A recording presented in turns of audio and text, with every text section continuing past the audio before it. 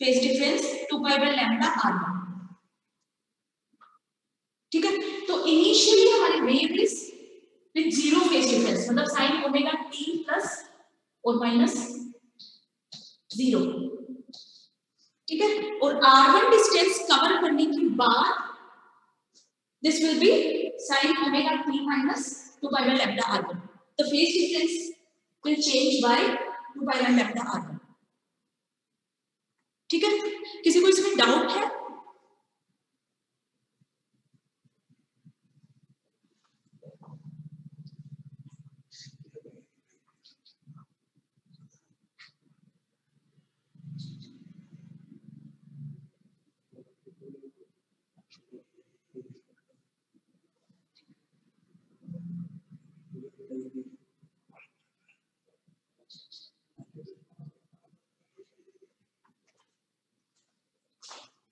Okay, so from source S1 we have this y1 displacement, y1 sin omega t minus 2π/λ/r1, and similarly from S2 we have displacement y2 sin omega t minus 2π/λ/r2.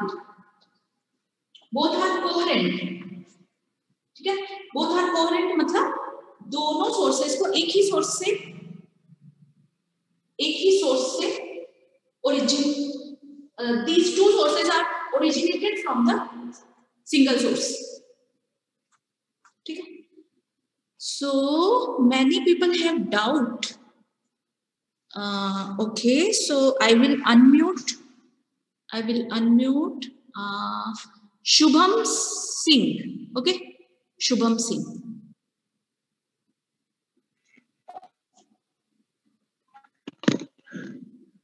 Preeti, okay, Preeti Lata। Ma'am, I wanted to ask if we had used plus 2π/λ/r1 then. Then it is also okay। You can use plus 2π/λ/r1। Okay, thank you। Okay, welcome।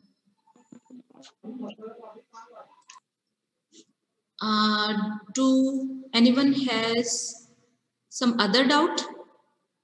I am going to unmute Shantanu Bistu।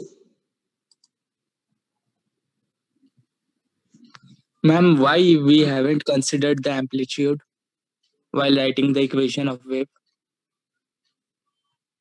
Amplitude, this is displacement। y1 and y2 are displacement। Means it is the displacement of the wave, so wave is having amplitude, we haven't considered the amplitude. Amplitude is the maximum displacement। Amplitude is nothing but the maximum displacement। Means we don't know now where is the maximum displacement। Suppose we have put this screen in between the source and maximum displacement, so we have to consider the displacement only। It can be maximum। जो wave निकल रहा है उसका जो amplitude है यहाँ पर, उसको तो इक्वेशन के साथ हमको कंसिडर करना होगा ना। y1 = a sin omega t minus kx plus theta। तो एम्पलीट्यूड कहाँ है इसमें? जैसे जो मेरा सोर्स है, इनिशियली जो मेरा सोर्स था उसका अगर एम्पलीट्यूड मेरा अगर a है, हाँ, तो y1 = a sin of omega t minus kx ऐसे लिखना होगा ना। एम्पलीट्यूड को भी तो कंसिडर करना होगा। yes, very good। a1 a2। Ma'am a1 और a2 तो सेम होगा ना, क्योंकि सेम सोर्स है। सेम सोर्स है, हाँ, very good, thank you. a and a both are a। Okay, thank you. और किसी को कुछ डाउट है? साहिल सिन्हा।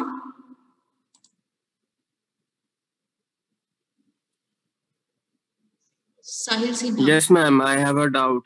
यस मैम, वो जो लास्ट वाले आपने बताया था कि वो रिजल्टेंट वाला ग्राफ वो कुछ समझ नहीं आया। जैसे साइन का कर्व बना रहे हैं तो रिजल्टेंट भी तो साइन का ही कर्व जैसा बनेगा ना। हाँ, अगर सारी वेव्स साइन की है, ठीक है, सारी साइन वेव्स है, किसी सोर्स से आ रही है, तो सब में फेज डिफरेंस 0 है ना? सारी साइन वेव्स होने का मतलब है कि सब में फेज डिफरेंस 0, तब रिजल्टेंट साइन जैसा बनेगा। पर ऐसा नहीं होता ना, एक सोर्स से जितनी भी वेव्स आ रही मैम हैं। तो ऐसा जरूरी तो है ना कि मतलब फेज डिफरेंस तो मतलब कुछ भी हो सकता है ना, जैसे अगर एक वेव है y1 is equal to a1 sine omega T और दूसरा भी है y2 is equal to a2 sine omega T, तो या फिर a वही मतलब सेम एम्पलीट्यूड, तो साइन का तो एक ही बनेगा ना कर्व। नहीं, पाई साइन बाई 2 भी हो सकता है, 0 भी हो सकता है फेज डिफरेंस। प्लस थीटा भी तो होगा ना कुछ, जैसे y1 a sin omega t plus theta, theta कुछ भी हो सकता है, y2 पाई पाई बाय 4 कुछ भी हो सकता है ना। दूसरा y2 a sin omega t plus ये थीटा 1 मान लो, ये थीटा 2 मान लो, और भी खूब सारी वेव्स होती है, सब में कुछ ना कुछ फेज डिफरेंस हो सकता है। तो रिजल्टेंट तो मैम वही ना बनेगा। हाँ, तो रिजल्टेंट इतना जो आएगा, वो जो हमने एकदम लास्ट में बताया ना, बीच में मैक्सिमा फिर मिनिमा ऐसे, बिकॉज बीच में मैक्सिमा क्यों बनेगा, ये देखो यहाँ है, ये S1 S2 से लाइट जाएगी, तो यहाँ बीच में है ना, तो दोनों दोनों का ये डिस्टेंस इक्वल होगा, ये भी R है, ये भी R है, ठीक है। तो बीच में क्या होगा, कंस्ट्रक्टिव इंटरफेरेंस जिसको बोलते हैं, कि दोनों में बिल्कुल 0 फेज डिफरेंस है, तो यहाँ मैक्सिमम एम्पलीट्यूड होगा। दोनों जो वेव है आप बोल रहे हो साइन साइन की है, तो दोनों ऐड हो जाएगी, हाँ मैम। है ना, तो मैक्सिमम एम्पलीट्यूड आएगा। अब जहां फेज डिफरेंस मान लो पाई बाई 4 का है, पाई बाई 2 का है ना, कितना भी पाई बाई 5 का है, कितना हाँ भी, वो तो समझ रहे हैं मैम, लेकिन कर्व तो साइन का ही ना कर्व बनेगा। नहीं हर जगह साइन का कर्व कैसे बनेगा ना, हर पॉइंट पे, जैसे यहाँ कुछ होगी इंटेंसिटी, किसी और पॉइंट पे कुछ होगी इंटेंसिटी, जैसे यहाँ कंस्ट्रक्टिव इंटरफेरेंस है, यहाँ ऐसे बनेगा, फिर इस पॉइंट पे मान लो 0 हो जाए, फेज डिफरेंस ऑपोजिट हो जाए, ठीक है, यहाँ 0 भी हो सकता है, फिर बढ़ते बढ़ते ये ऐसे हो सकता है, इस तरह का पैटर्न आता है, ऐसे इधर।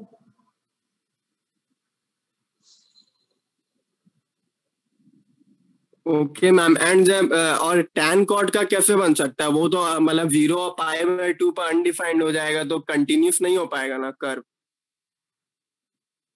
नहीं अभी देखो हम सुपरपोजिशन ऑफ वेव्स जो हम अभी पढ़ रहे हैं ना, इसकी पहले पूरी मैथमेटिक्स करते हैं, ठीक है, तो अभी हम साइन लेके मैथमेटिक्स कर रहे हैं पूरा, फिर आप अलग अलग ट्राई कर सकते हो, एक बार आप देखेंगे कैसे हम आगे बढ़ रहे हैं, उसके बाद आप अपनी मर्जी से कुछ भी, यहाँ जैसे ये थीटा 1 हो गया, वो थीटा 2 हो गया, अब इनको कुछ भी चेंज कर सकते हो अपनी मर्जी से। Suppose I have written the general form 2 pi by lambda r1 2 pi by lambda r2, ठीक है, आप अपनी मर्जी से कुछ भी लेंगे, फिर अलग अलग कुछ भी ट्राई करो, then tell me what will be the resultant wave।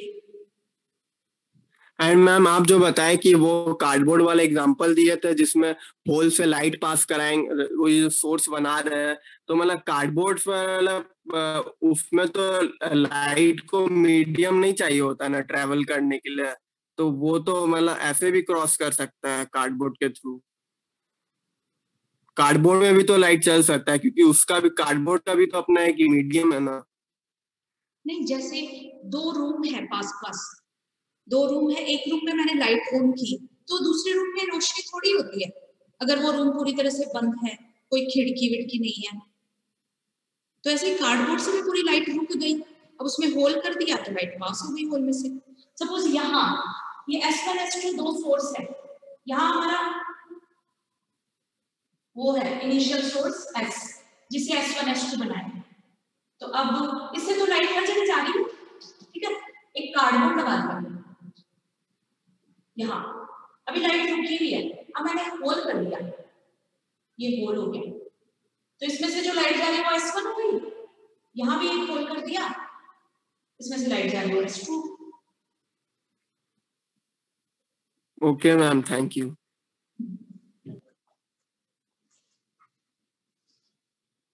ठीक है, तो अभी हम पूरा मैथमेटिक्स करते हैं।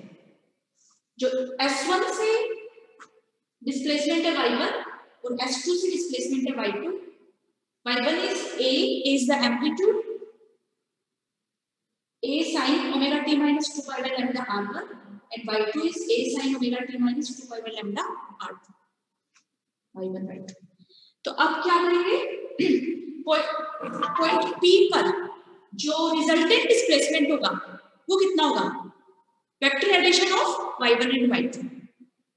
ठीक है,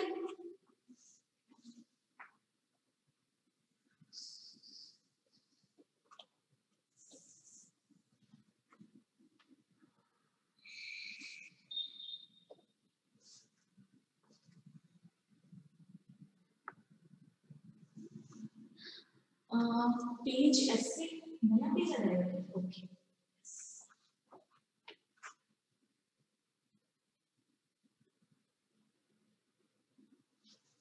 तो resultant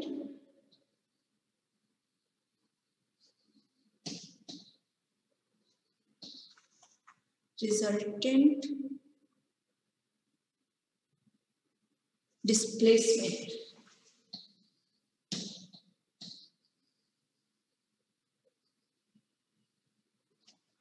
at point B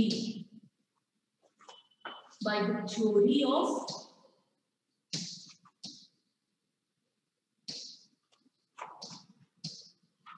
superposition of waves।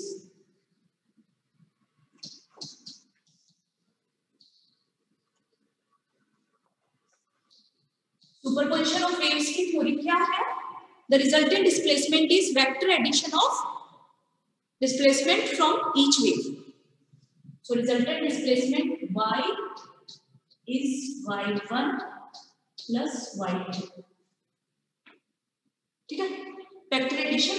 तो यहाँ हमने सब r1 और सबको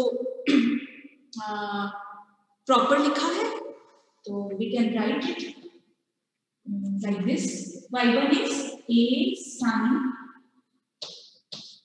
omega t minus 2 pi by lambda r1 plus a sin omega t minus 2 pi by lambda r2। ठीक है, a is common, तो we have sin a plus sin b। ठीक है, sin a और sin b का formula क्या होता है,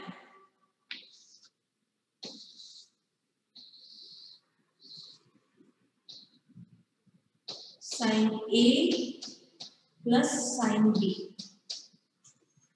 अच्छा, sin a sin b का फॉर्मूला जिसको पता है प्लीज रेज योर हैंड, और सारे ना अपना लोअर हैंड कर लो, otherwise I can not distinguish. तो sin a और sin b का फॉर्मूला कुमार अनमोल बताएंगे।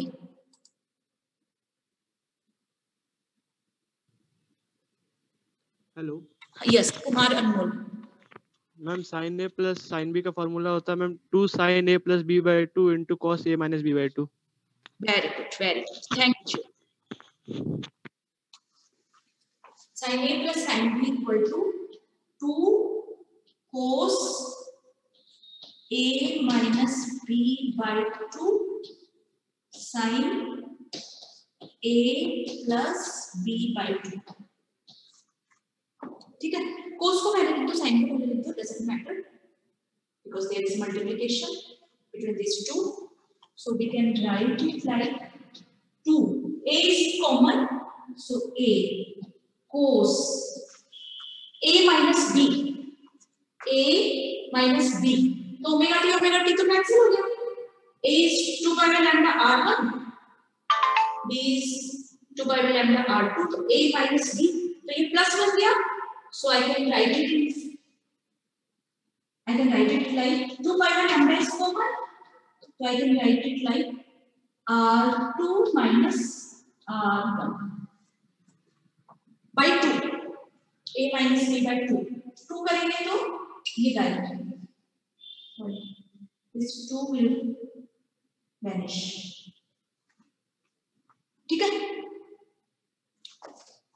इसमें कोई problem? This is 2a cos pi by lambda r2 minus r1 और फिर sin a plus b by 2 तो a plus b omega t plus omega t 2 omega t by 2 करेंगे तो फिर से omega t हो गया omega t and here we have minus common ले लेते हैं तो minus again pi by lambda 2 नीचे आएगा तो हम 2 को कैंसिल कर देते हैं और this is r1 plus r2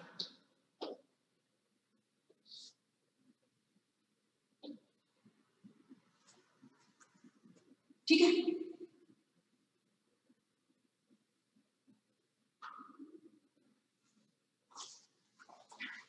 is it correct a 2a cos pi by lambda r2 minus r1 sin omega t minus pi by lambda r1 plus r2 ठीक है तो अब देखो ये r2 minus r1 क्या है r2 minus r1 R2 minus R1 is the path difference between those two waves. S1 से जो वेव जा रही है वो R1 हो गया, S2 से जा रही है वो R2 हो गया, तो दोनों में डिफरेंस हो गया R2 minus R1. तो R2 minus R1 is the path difference. ठीक है? R2 minus R1 is known as path difference.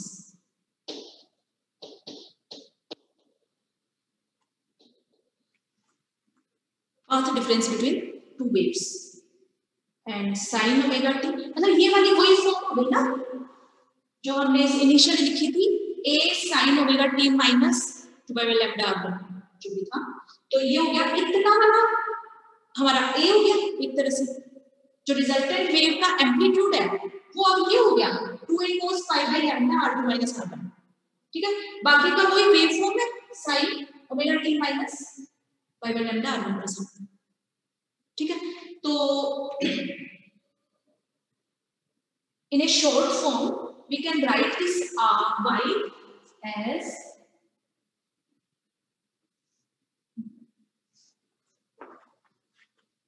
इसको ऐसे रखते हैं ठीक है y equals to capital A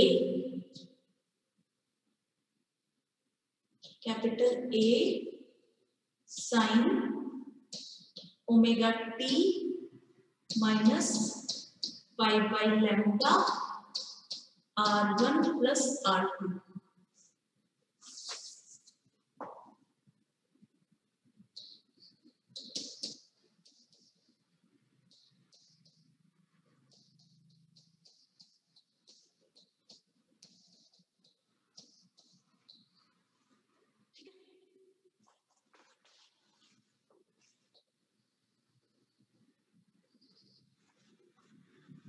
So this is our resultant displacement at point P by the two waves. ठीक है? So R2 minus R1 is the path difference and phase difference. Okay, so this A is here. The resultant amplitude A is equal to 2a cos pi by lambda r1 minus r2 ठीक है 2a cos pi by lambda r1 minus r2 अब जैसे initially हमने बोला था कि phase difference मतलब initially एक बार मैंने लिखा था ना कि lambda is equal to 2 pi है ना lambda is equal to 2 pi इसको इधर लिखो मतलब हमारे समझने के लिए है ठीक है lambda is equal to 2 pi lambda is the wavelength and 2 pi is the total phase तो lambda wavelength is equal to 2 pi phase difference तो one wavelength is equal to 2 pi by lambda phase difference and वहां पे हमने लिखा था R1 path difference और wavelength, मतलब path difference हो चाहे वेवलेंथ हो या टोटल पाथ हो, ये सारे डिस्प्लेसमेंट ही है, मतलब जो वेव ट्रैवल करता है जितनी डिस्टेंस उसी को हम लिखते हैं, ठीक है। तो फॉर R1 माइनस R2 मतलब path difference R1 minus R2 है,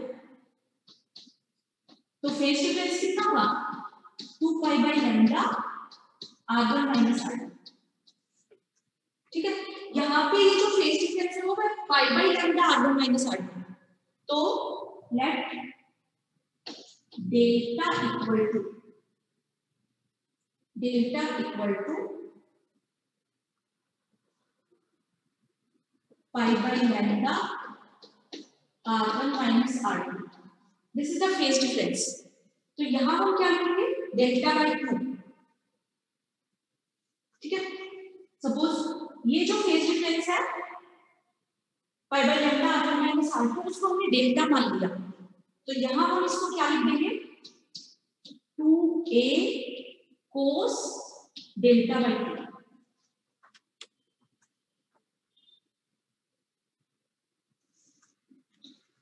इन्होंने इस पूरे को ही माना है, ठीक है।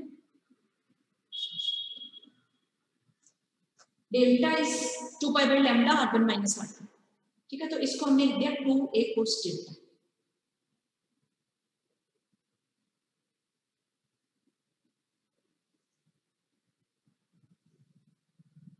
ठीक है। यहां तक किसी को डाउट? तो हमारा a हो गया, a is 2a cos delta, this is the amplitude of the resultant wave and resultant wave displacement of the resultant wave is a sin omega t minus pi by lambda R1 plus R2, ठीक है।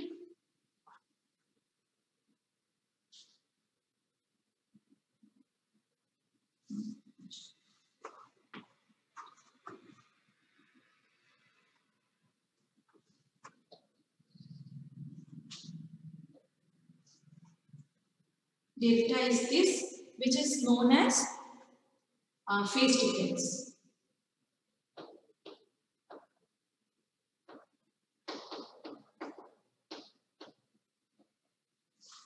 Phase difference, ठीक है।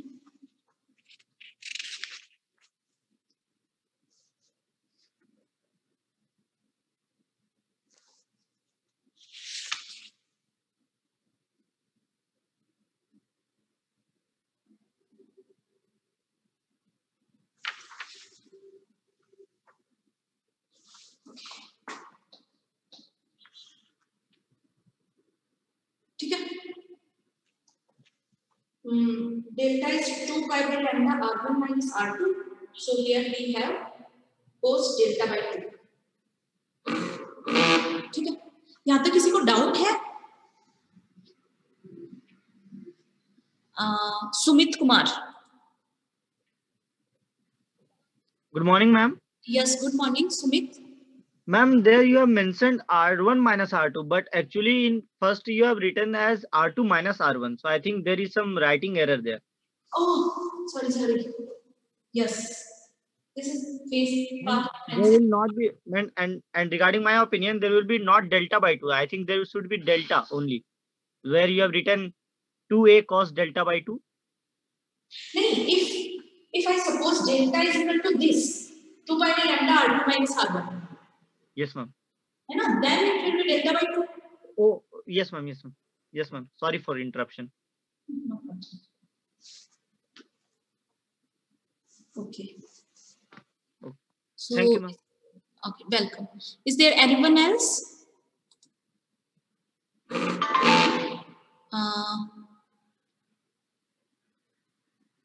Deepak Kumar.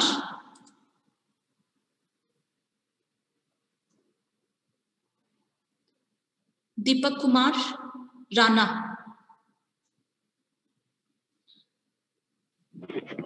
No ma'am, doubt नहीं है। अच्छा ठीक, thank you. तो चलो ये हमारा हो गया resultant amplitude 2a cos delta by 2 और रिजल्टेंट वेव का डिस्प्लेसमेंट भी होगा, ठीक है। सो दिस इज, अब ये एम्पलीट्यूड है। इनिशियली मैंने आपको बताया था कि इंटेंसिटी इज एम्पलीट्यूड स्क्वायर, ठीक है, इंटेंसिटी इज एम्पलीट्यूड स्क्वायर। तो intensity of resultant wave will be equal to A square, capital A square, ठीक है। Intensity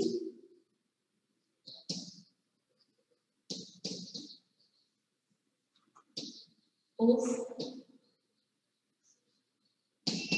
resultant wave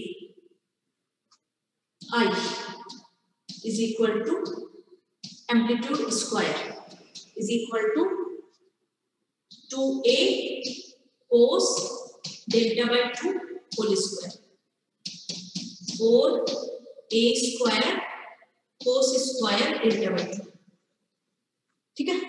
So this is our resultant intensity I.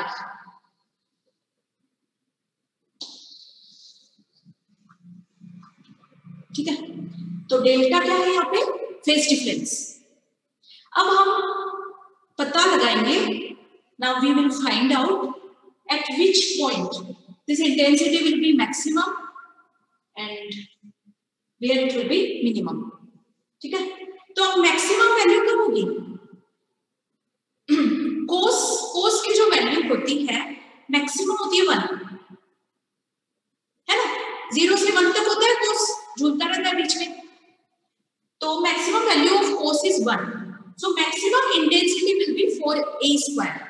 अब कोस की value 1 कब होती है, कोस पाई बाय 2 पे 1 होती है, नो सॉरी, कोस 0 पे 1 होती है, कोस 0 पे 1 होती है, कोस पाई बाय 2 पे 0 होती है, कोस पाई पे -1 होती है, but since we have cos square then it will be 1, -1 का स्क्वायर 1 होता है, ठीक है। तो कोस मैक्सिमम होगा यहाँ पे cos square delta by 2 maximum होगा डेल्टा बाय 2 इक्वल्स टू 0 पाई 2 पाई 4 पाई 6 पाई, ठीक है। Am I correct? 0 2 pi 4 pi 2n plus 1 2n pi, ठीक है। या तो when delta will be like this, okay, delta by 2 can be odd, delta by 2 will be odd and delta will be even, क्यों 2 से वो multiply हो जाएगा। So now we'll find where the intensity will be maximum and where it is minimum. So points of maximum intensity, condition of maximum intensity or constructive interference. Now condition for maximum intensity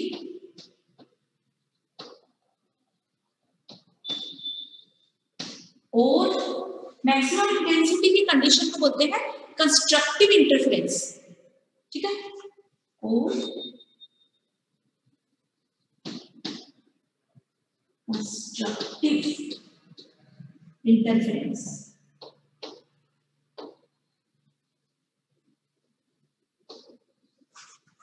ठीक है। This is our point. So okay, this is your homework, ठीक है। अभी हमने verbally तो इसे discuss कर लिया, अब आप मुझे बताएंगे tomorrow what will be the condition of delta and R2 minus R1, the path difference where we get maximum intensity, ठीक है। कंस्ट्रक्टिव इंटरफेरेंस की condition when I will be 4a square, ठीक है। कंस्ट्रक्टिव इंटरफेरेंस में हमें maximum intensity मिलनी चाहिए और maximum intensity is 4a square. तो 4a स्क्वायर मिलने के लिए what will be the value of delta, or what will be the value of R2 minus R1 because delta is depending on R2 minus R1. ठीक है, तो now it's your homework. Find the condition of constructive interference and destructive interference. Destructive interference में क्या होगा? Intensity 0 होगी. ठीक है, तो cos स्क्वायर डेल्टा बाई 2 की क्या वैल्यू होगी जब i 0 हो जाएगा? ठीक है, तो cos स्क्वायर डेल्टा बाई 2 0 होगा तभी i 0 होगा, है ना? तो cos square delta by 2 suppose r delta by 2 is pi by 2. ठीक है, डेल्टा बाई 2 pi by 2 होता है तो cos स्क्वायर pi by 2 कितना होगा? cos pi by 2 होता है 0 तो cos स्क्वायर pi by 2 भी 0 हो गया, है ना? तो delta by 2 is pi by 2. If delta by 2 is pi by 2 then our cos square delta by 2 will be 0, then intensity will be 0. If delta by 2 is pi by 2 then delta will be equal to pi. तो generalise condition आपको निकालनी है like 2n plus 1 pi by 2 या 2n pi जो भी है, तो you have to find. तो this is your homework.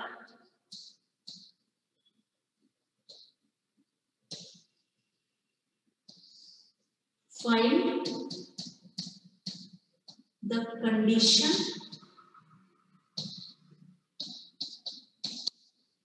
for constructive interference. Bracket में लिख देंगे I equal to 4a square and destructive interference.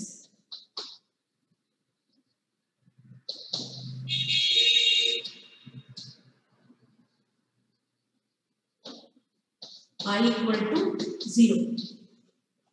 ठीक है, कंस्ट्रक्टिव इंटरफेरेंस में इंटेंसिटी मैक्सिमम होगी, डिस्ट्रक्टिव इंटरफेरेंस में मैक्सिमम इंटेंसिटी 0 होगी. और कंडीशन किस किस की निकालनी है? डेल्टा की. डेल्टा को आपको फाइंड आउट करना है, constructive and destructive interference and R2 minus R1 path difference. Delta is the phase difference.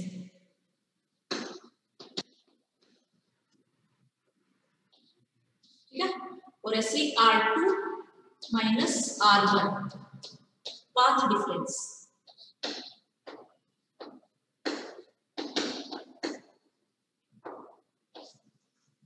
ठीक है, तो डेल्टा और R2 minus R1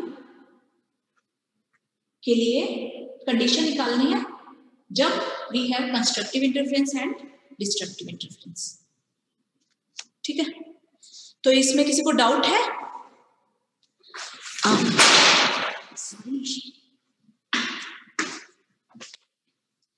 So I'm going to unmute Shoaib Akhtar.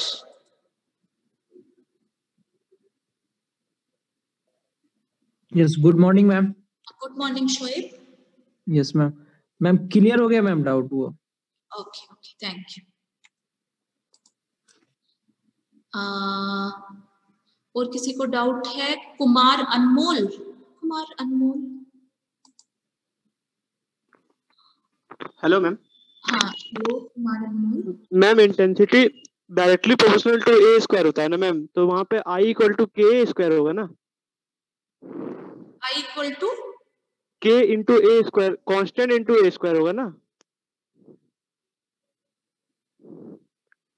constant into a square. Yes ma'am. Proportional नहीं, हाँ proportional होता है. Proportional होता है ma'am, I proportional to A square होता है, I equal to A square नहीं होता है ना मैम. अच्छा अच्छा, ठीक ठीक, सही बोले आप. फिर मैम मैक्सिमम और मिनिमम इंटेंसिटी वहां से कैसे खोजेंगे? k को एक बार हम छोड़ देते हैं, आइडियल कंडीशन में k इक्वल टू 1 मान लेते हैं. ठीक है, in reality it should have some value. Ma'am k equal to ma'am k तो मैम 2 पाई बाय लैम्डा होता है ना मैम, इनटू x मैम. तो कांस्टेंट है ना, k is not the phase. Ma'am k equal to 2 pi. Yes ma'am, k ma'am constant होगा ना कुछ.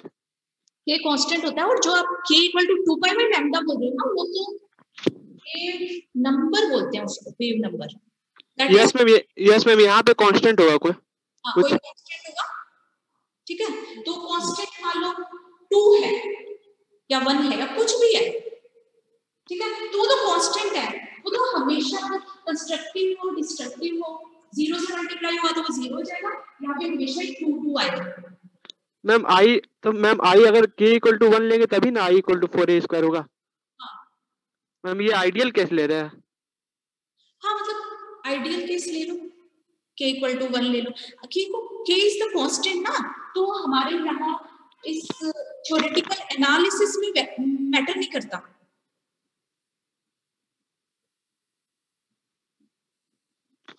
ठीक है मैम, है ना, मतलब k को 1 मान लो, k को अगर मान लो तुम 1 नहीं मानना चाहते, यस मैम, 2 मानना है तो 2 मान लो, उससे कोई हमारी एनालिसिस में तो कोई फर्क ही नहीं पड़ेगा। मैम फिर इंटेंसिटी चेंज हो जाएगा ना मैक्सिमम। हमेशा ही 2 मान लिया तो 2 से मल्टीप्लाई हो जाएगी बस। यस मैम, हाँ तो बस इतना ही फर्क पड़ेगा ना, मतलब वैसे आपकी कंडीशन में कोई चेंज नहीं आएगा, डेल्टा R2 माइनस R1 की कंडीशन में तो कोई चेंज नहीं आएगा। यस मैम, फेज डिफरेंस और पाथ डिफरेंस सेम रहेगा, बट मैम इंटेंसिटी का मैग्नीट्यूड चेंज हो जाएगा। हाँ बस इंटेंसिटी का मैग्नीट्यूड चेंज हो, है ना, तो ठीक है ma'am. Okay, thank you Anmol. Thank you ma'am. और किसी को डाउट है? Abhishek Shukla.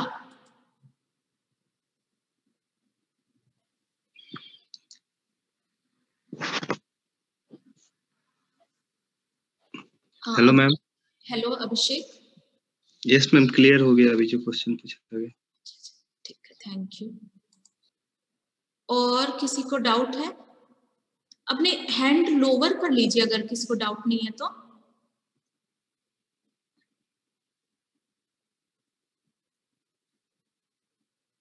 Priyanka Sharma.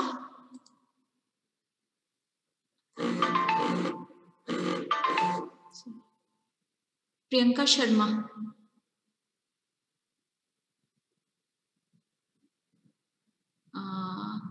I can't hear you, Priyanka Sharma.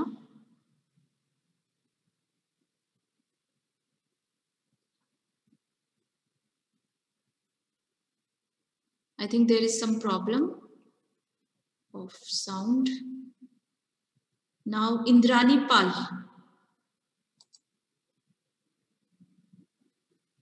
Yes, ma'am, good afternoon. Ma'am, my doubt was which book to refer to for all the modules? For all the module? Yes, ma'am, like module 1, module 2, module 3. Okay. Your first module is based on Vector. mechanics, second is optics, and third, fourth, fifth. Yes, ma'am. They are from electromagnetic theory. Third, Ma'am, fourth, third was SSM. third Yes, is vector calculus. SSM. Ma'am, yes, ma'am. Yes, ma'am. So the first thing is you should ask to the teacher who is teaching you, and I can suggest for module 3 to 6 the books are Griffiths and Sadiko. Okay, for electromagnetic theory we follow those 2 books, and also books are written at the last page of the syllabus, the reference books. So we follow those books only. Ma'am, we need to buy different books for different modules. Yes. Okay, ma'am. Okay. That was all. Okay. Thank you, ma'am. Okay, so should I unmute some more students or? Okay, Kundan Kumar. Hello ma'am, good morning ma'am.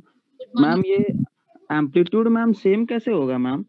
अगर different रहेगा तो उसका तो मतलब intensity में होता है ना एक फॉर्मूला कि ये सेम इसलिए है क्योंकि एक ही सोर्स से हमने 2 सोर्स बनाए ना,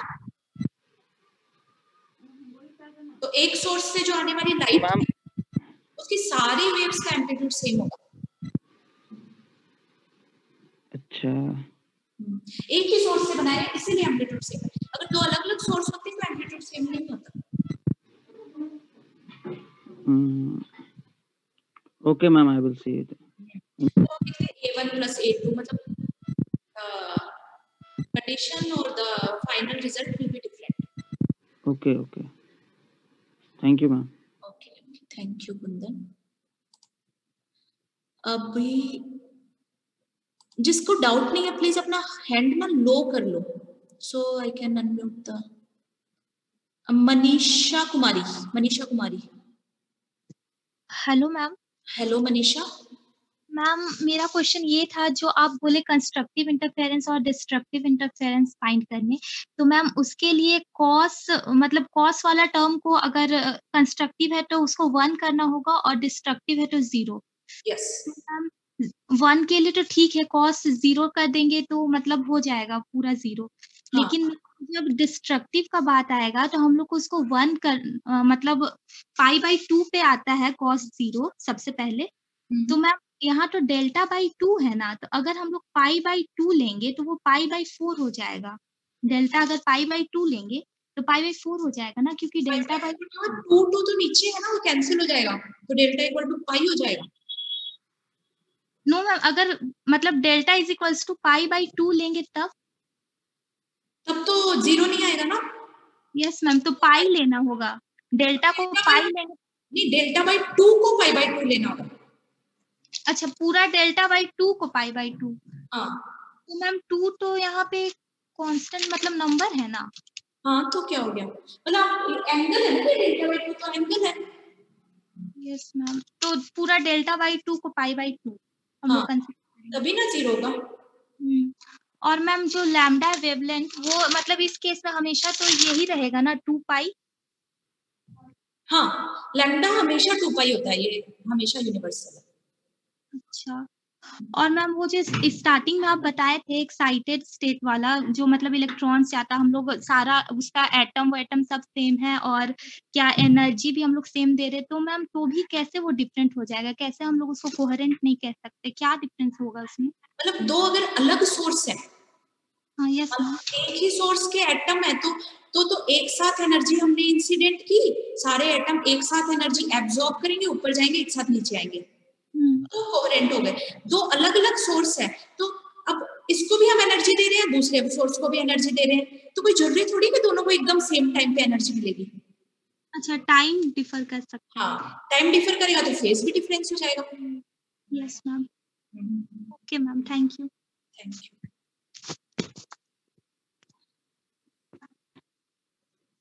सागर कुमार रजाक,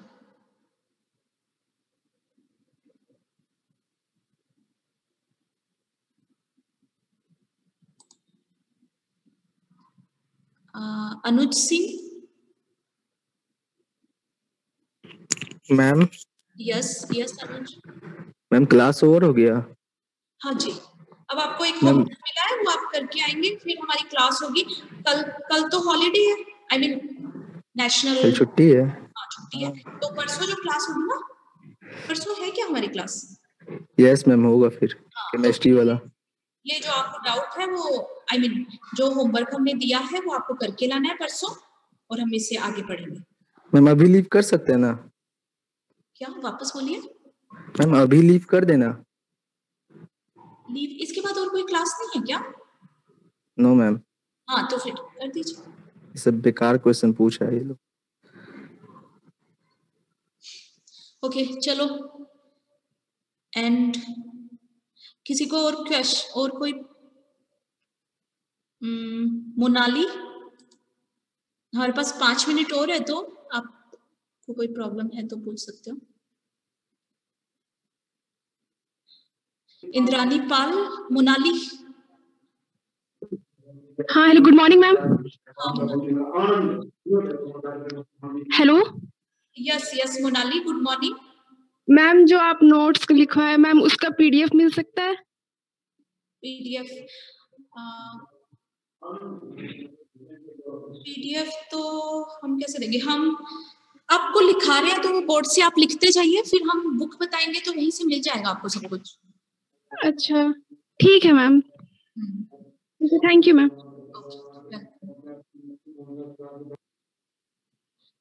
और किसी को डाउट है? किसी को जेन्युइन डाउट है तो हैंड ऊपर कीजिए। मैम आज ड्राइंग क्लास है ना? ये हमें नहीं पता ना, हमें तो हमारी क्लास पता होती है बस। Thank you ma'am. Aman Kumar को कुछ पूछना है?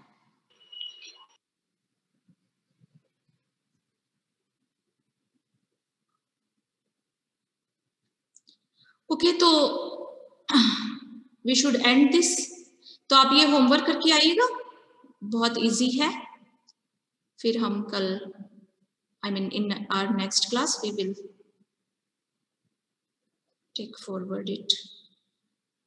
Okay, and meeting for all.